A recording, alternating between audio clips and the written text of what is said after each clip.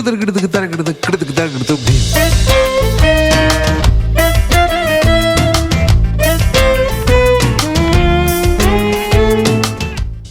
to you and welcome to the History of Bangalore. I am Ramjee Chandran and I'm here with episode 46 of season 1.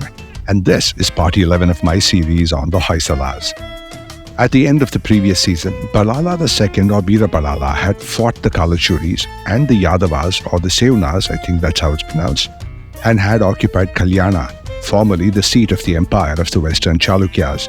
And now, by the dream of generations, the Hoysalas were a sovereign independent kingdom. They were an empire, masters of the Deccan, and Veera Ballala, their emperor. The Hoysalas in their new role as leaders of the southwest and western Deccan naturally spoke for the rest of the region. And in this episode, you will see how their footprint of influence stretched right across the south. As it always happens, new friendships are gained and new enemies made, and in this case, the new friends the Hoysalas cultivated were the Cholas. Somewhat ironic considering that these were the very people that they had defeated and cast out of Talakadu.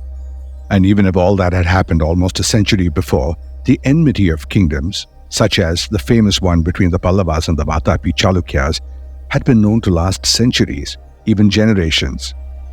The end of the 12th century, say around the 1190s, saw the beginnings of several changes in the Deccan, and I'm going to dive into all that. But before I jump in, let me take a moment to thank the Prestige Group for their corporate sponsorship, which makes this podcast possible. Building cities one landmark at a time, they transform dreams into reality. You can be a part of the future. Simply add prestige to your life.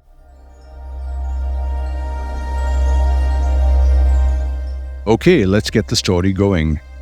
Veera Ballala had his plate full.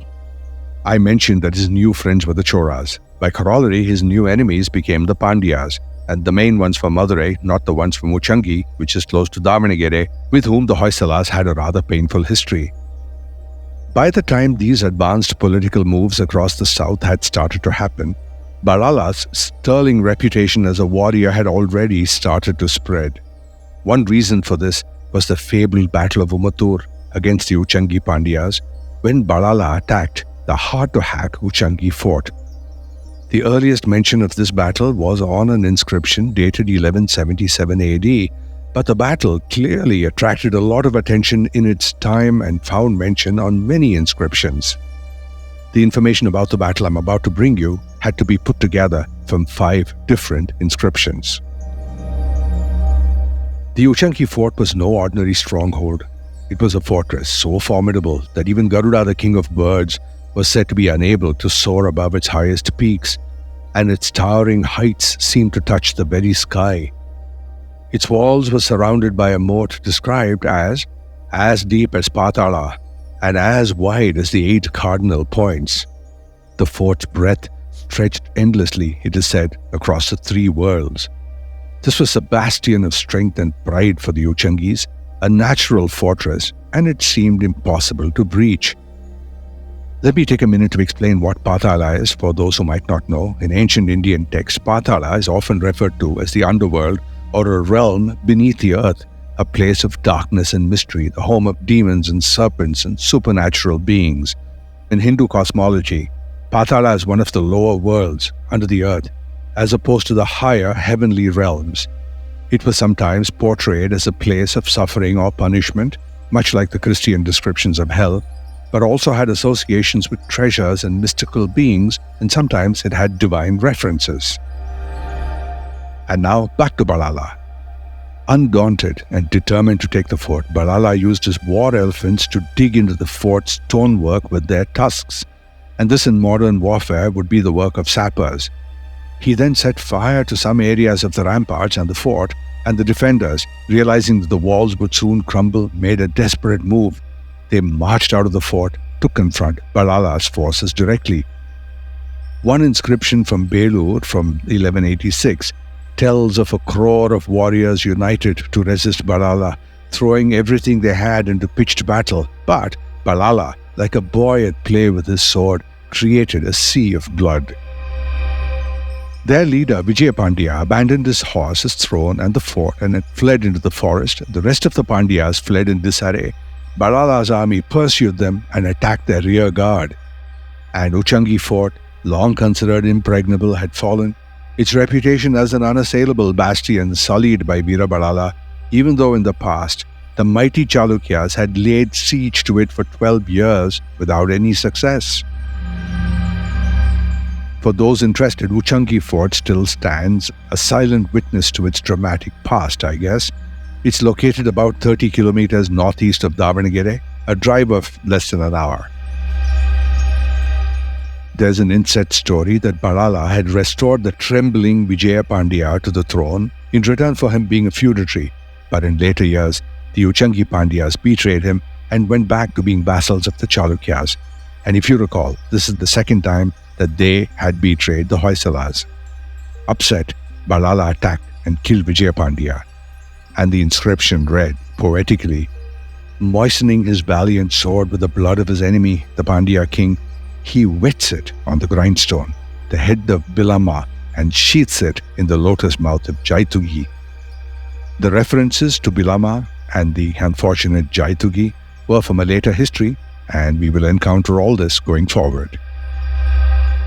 If all this made it to a bunch of inscriptions, these tales of battle must have been carried through messengers and spies to the other kingdoms of the south, and Ballala's reputation had been cemented.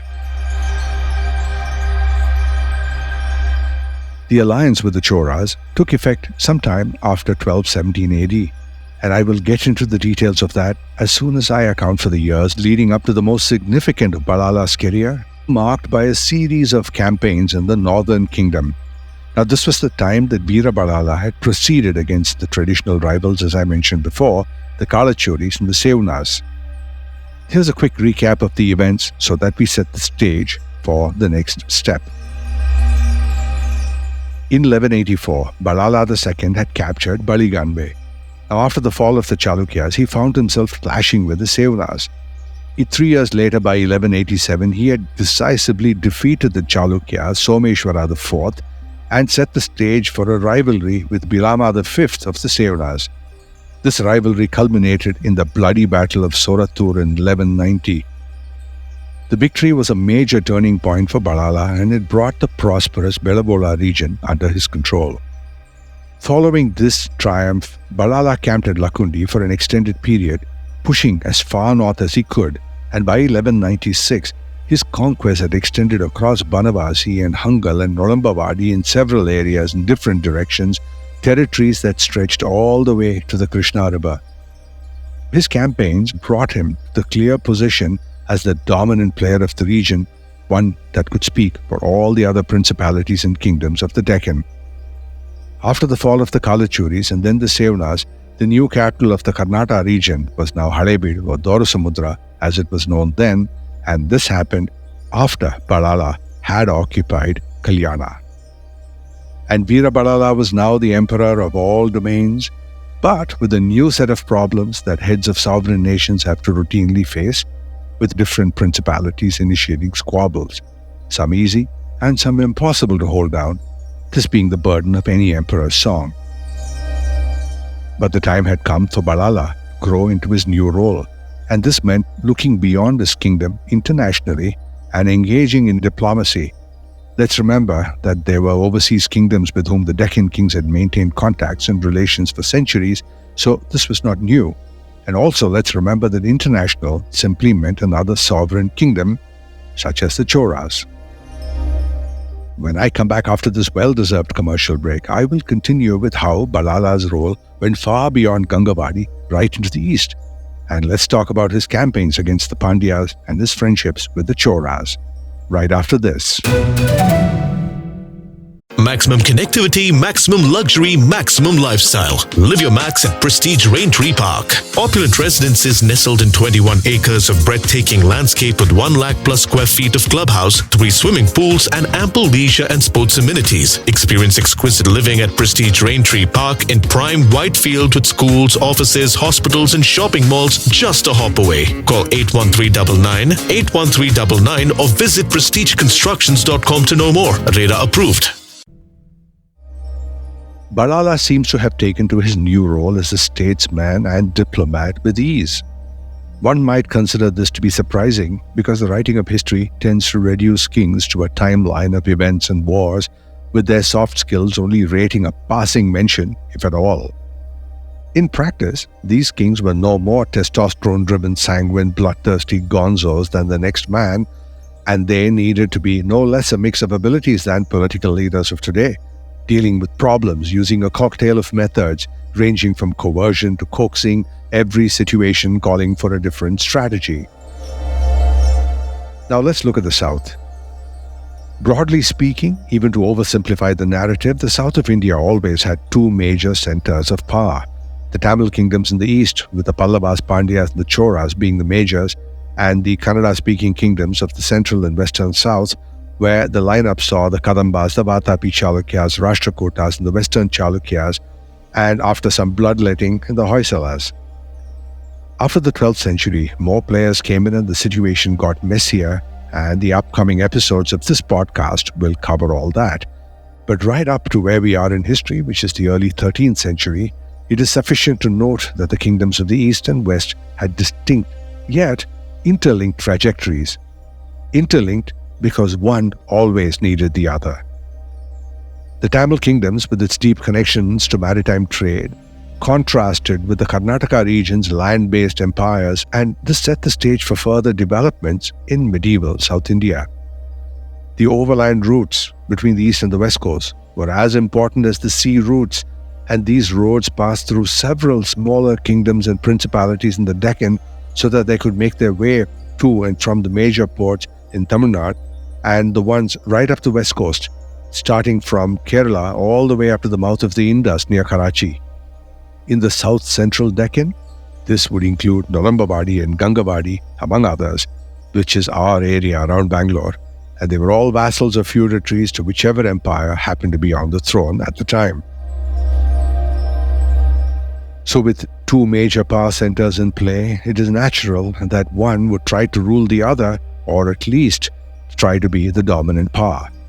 And the telling of history as gleeful movie script narratives of how the Pallavas captured Vatapi, how Vikramaditya Chalukya captured Kanchi, how Rajaraja Chola captured Gangavadi, and on it goes, not to mention the many battles that happened between them over the centuries. But underlying all this were elements of mutual interest and human stories. First, trade. Trade had to continue. And there was the presence of the powerful merchant guilds that operated under the hood. Guilds like the Manigramam, the Nagarattar, and the Anjubanam, and the Ayyavole 500 from Aihole. These guilds owned the ships, they controlled the logistics, and they made alliances with kingdoms in the Indian landmass and with merchant guilds abroad. They connected kingdoms.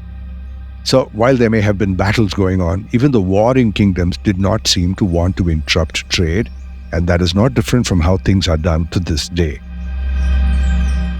And then there was the matter of culture. People of religion, art, architecture, and literature found themselves patrons in the different kingdoms. A good example would be Dandin, who moved between the courts of Durvinita Ganga and Narsimhan Pallava. And there's the example of Lokamahadevi, the queen of the Chalukya, Vikramaditya II, employing the architects of the Kailashanatha temple in Kanchi, and this is after Vikramaditya had recently invaded that city, and brought those architects to build the Virupaksha temple in Pattadakal. Thirdly, marriage. Right through the centuries, the empires and the smaller kingdoms on both sides of the south, east, and west have had matrimonial alliances. The list is very long. With this background in view, it is easier to understand the real politic of the larger region and why Nandivarman Pallava and Govinda Rashtrakuta, once enemies, now friends, would participate in jointly crowning Shivamara II the king of the Gangas. In short, they did whatever it took. Back in the Hoysala kingdom, Veera Ballala had become emperor, but he was facing collapse of territories around and above the Tungabhadra, and he was concerned that this would affect principalities closer home, and then defending those would pose a major challenge because, principally, the cost would be too much, not to mention the distraction. And his control in the southern kingdom was still nominal at best. For example, although he claimed the boastful title Emperor of the South, he had little control over several principalities of the Karnataka area that still swore allegiance to the Cholas. So, for example, this included Tagadur, which is about 150 kilometers west of Bangalore, and regions like Salem, Chittoor, and eastern Mysore, which still seem to acknowledge Chola authority from epigraphical evidence that we found in Hemavati, Avani, and Tadavur, and among other places. In the southern Kongu regions, which is the area around Coimbatore, the chief of Karur had even directly aligned with the Pandyas. All in all, Veera Ballala needed to get a stronger grip on the region. He needed allies, and it was in this frame of mind that he had received word from Kulatunga Chola. And it would have been a time when Veera Ballala could not have had ambitions to rule the entire south anyway, despite inscriptions that claimed otherwise. And in any case, these inscriptions were written many years later, so at the time, in the Chola kingdom. Kulatunga III had long been facing problems of his own with his neighbors, the Pandyas of Madurai. And this caused powerful feudatories to see this as an opportunity and start acting up. So he needed an ally. Looking around the neighborhood, Kulatunga could not turn to the Cheras, nor to the Sinhala king, these being logical choices for allies, because these kingdoms were already Pandya allies. It is in the light of this political expediency that the powerful Kulatunga III reached out to the new sheriff of the West and the new kid on the block, Veera Ballala. The precise dates and details of when they met and how they forged an alliance is not recorded, but one doesn't have to look too far to figure out that there must have been several points of contact between the kingdoms going right back to the years before and after the Battle of Talakadu. Anyway, all that is no more than conjecture and has to remain that way. The earliest sign of the friendship between the Hoysalas and the Cholas was a matrimonial alliance, of course, probably better described as a cobweb of matrimonial alliances between the two. Veera Ballala married Chola Mahadevi, the daughter of Kulatunga III, and it is said that he gave his daughter Somala Devi in marriage to the aging Kulatunga.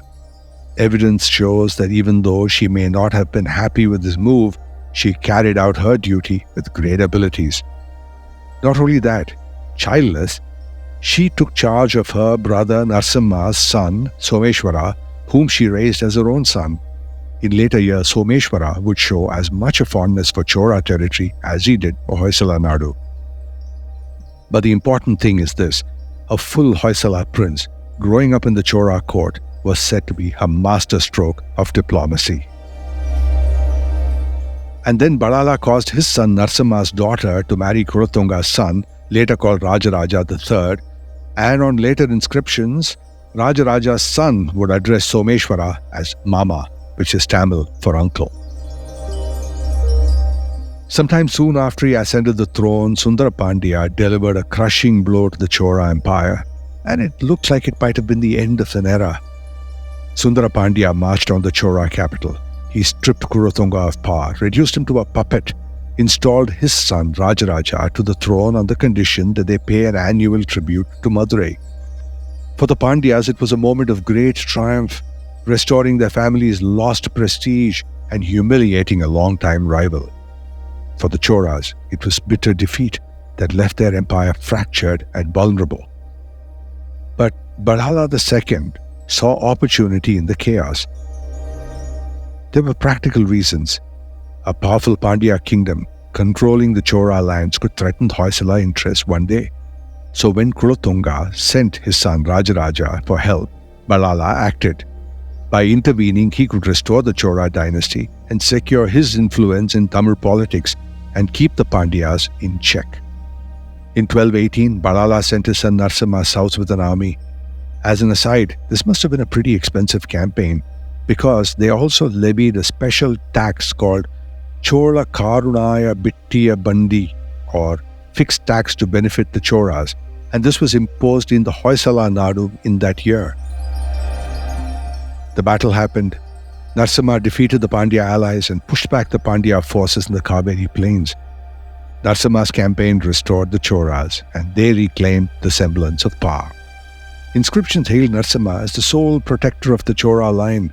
And then they praised Veera Ballala as the lion to the Pandya elephant and a restorer of the Chola kingdom. Veera Ballala's intervention maintained the balance in the south. A weakened Chola empire was a safer neighbor than a dominant Pandya kingdom, and by stepping in, Ballala kept the Pandyas from consolidating their gains, and he reinforced the Hoysala influence in the region. For the Cholas, Ballala's help provided them a second chance, albeit at the cost of their own independence to the Hoysalas. For the Pandyas, it was a stark reminder that their ambitions could still be checked by a well-timed and calculated intervention by the powerful neighbors in the west, the Hoysalas. For the Hoysalas, it was a political masterstroke showcasing their ability to take charge and shape the destiny of South India.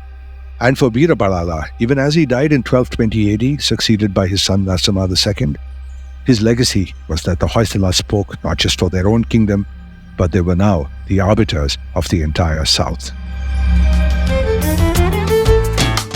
In the next episode, I follow the fortunes of Narasimha II and the rest of the Hoysala succession in the century leading up to the last king of the Hoysalas, Veera Ballala III, which is one step before the advent of the Vijayanagara kingdom and the rise of the Sultanate. All that is coming up in the next few days. I am Ramjee Chandran, and this is the History of Bangalore.